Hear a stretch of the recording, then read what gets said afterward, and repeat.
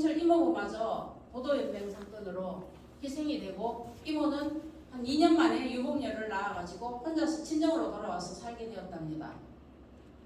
그 다음에 성욱이 이모와 경욱이 정성이 이 세 이모는 6.25 때 행방불명이 됐는데 이 박가의 할머니가 나중에 자꾸 있어 보니까 도저히 안 되겠어 가지고 할아버지를 따라 서울로 올라가셨답니다. 그래서 서울에서 두 딸을 낳고 중간에 경욱이 이모는 또 그 운동하면서 만난 제자라고 하던데 박선숙이라는 할머니랑 사이에서 태어난 이모라고 합니다. 그래서 세 분은 서울에 이제까지 살고 있었고 엄마는 너무 어려가 이경환 엄마는 너무 어려서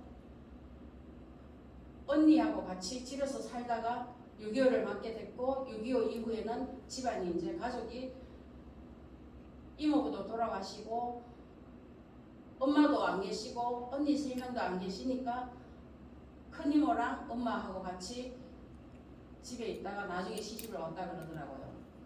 그래서 박경희 언니는 이모의 유복녀인데 이 언니도 이 집안도 박씨인데 좀 괜찮은 집안인 것 같아요. 근데 왜 친가에만 가면은 그 외할아버지 때문에 우리 동생이 변을 당했다 계속 그렇게 구박을 해서 오늘날까지도 계속 너가 외가 아버지가 장가 잘못 들어서 그렇다라고 이야기를 하는 것 같은데 어떤 책에 보니까 뭐 재산이 탐나서 갔다 이렇게 이야기를 해놓는 사람도 있던데 그런 건 아니고 할아버지를 굉장히 존경해서 이모부가 이렇게 결혼을 해왔다고 합니다.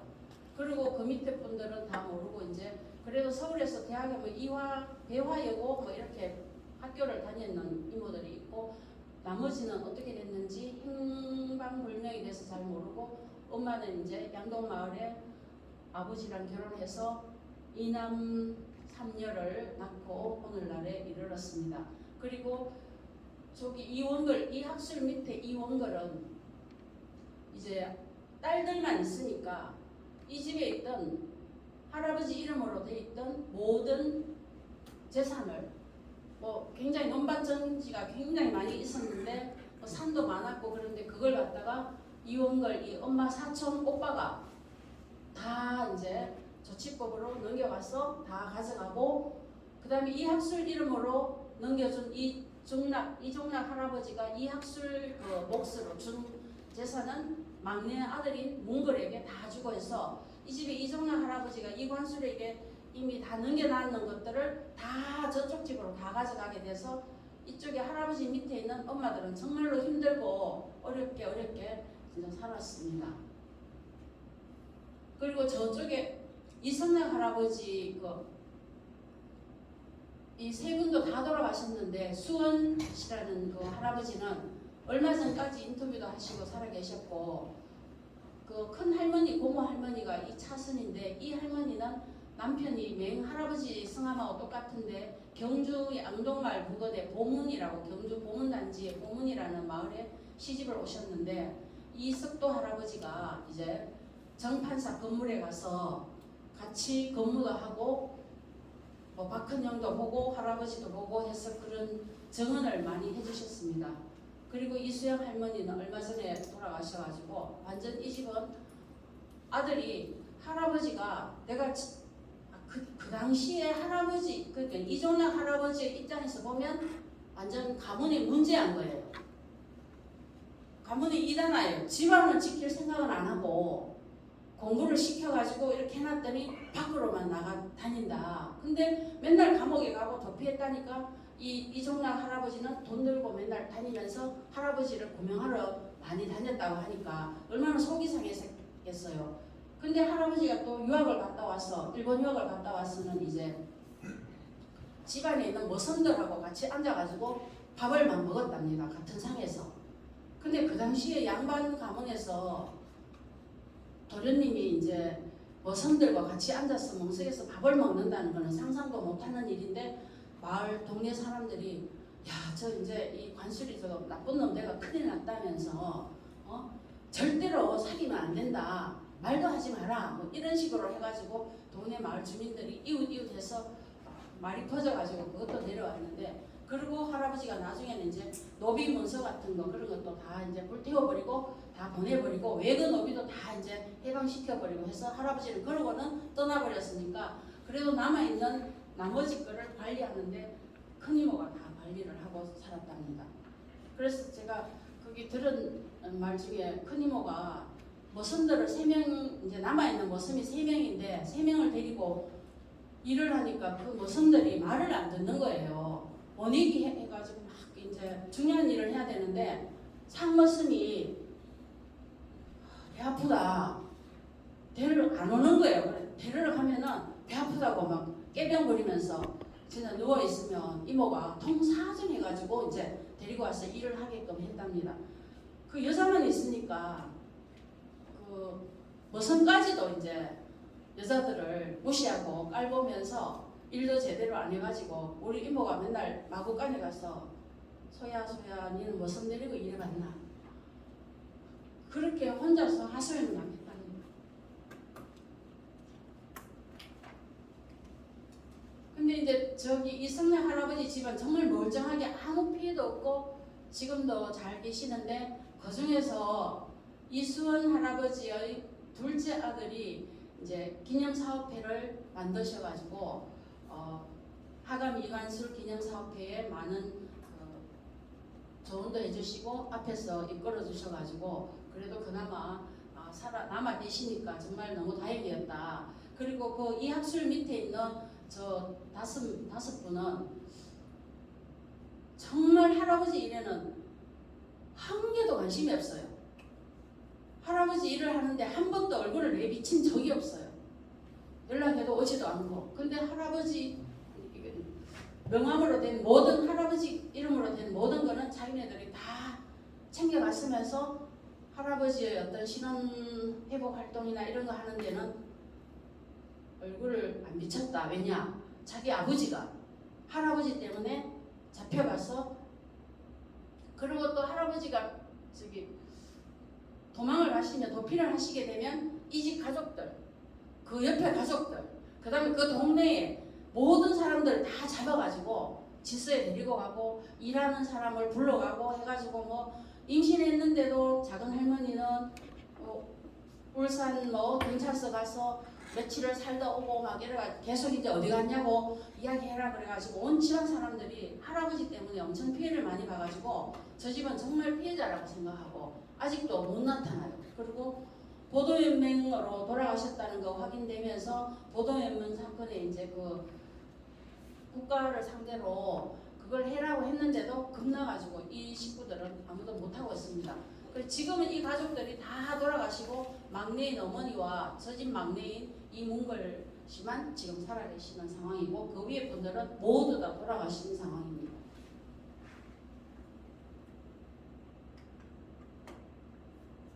그래서 어렵게 살던 중에 어느 날 어머니를 만나러 오신 분이 있었는데 양동마을을 찾아오신 분이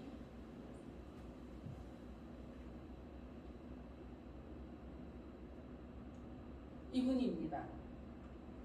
장성운 선생님인데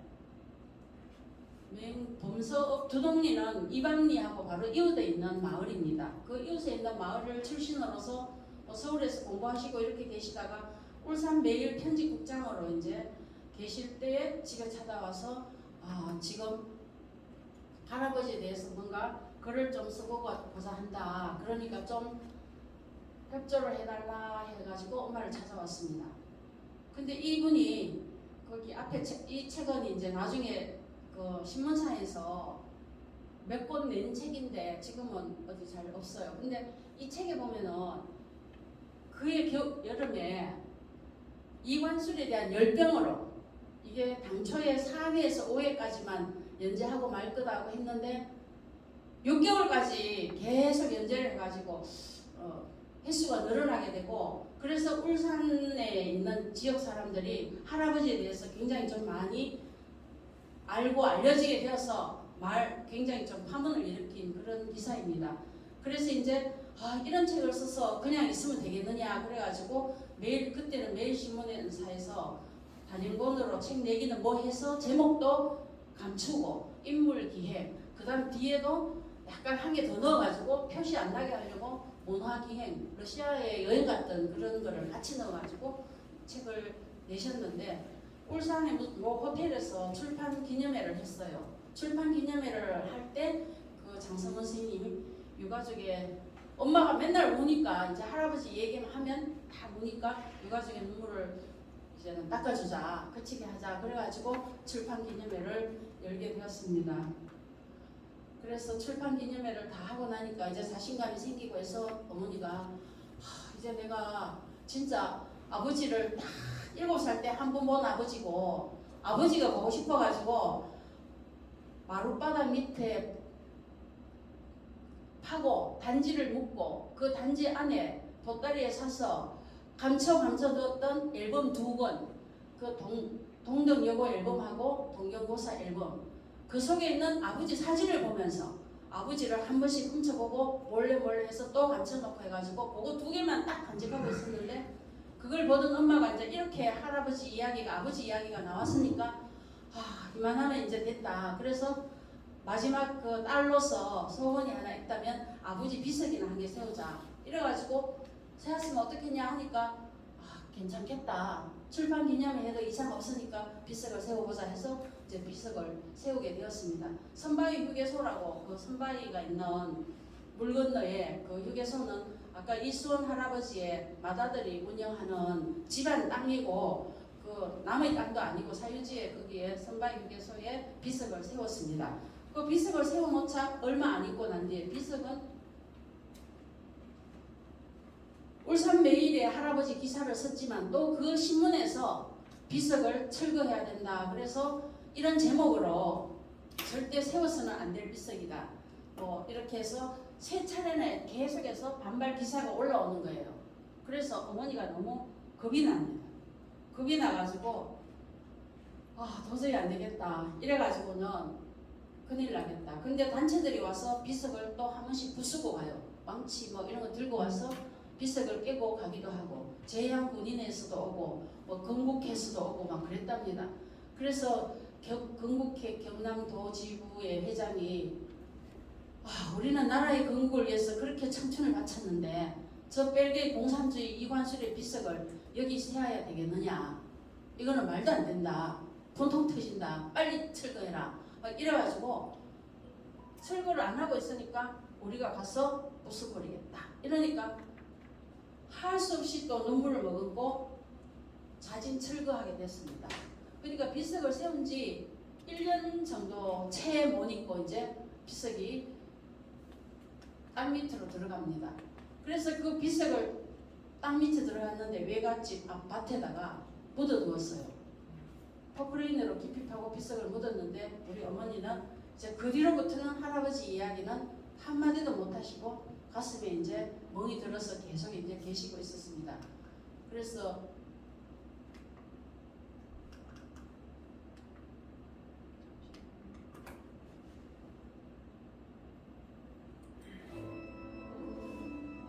이 기념사업회에서 이제 만든 영상인데 끝부분에 엄마의 여기 비석이 세웠던 이렇게 비석이 세워져 있었습니다.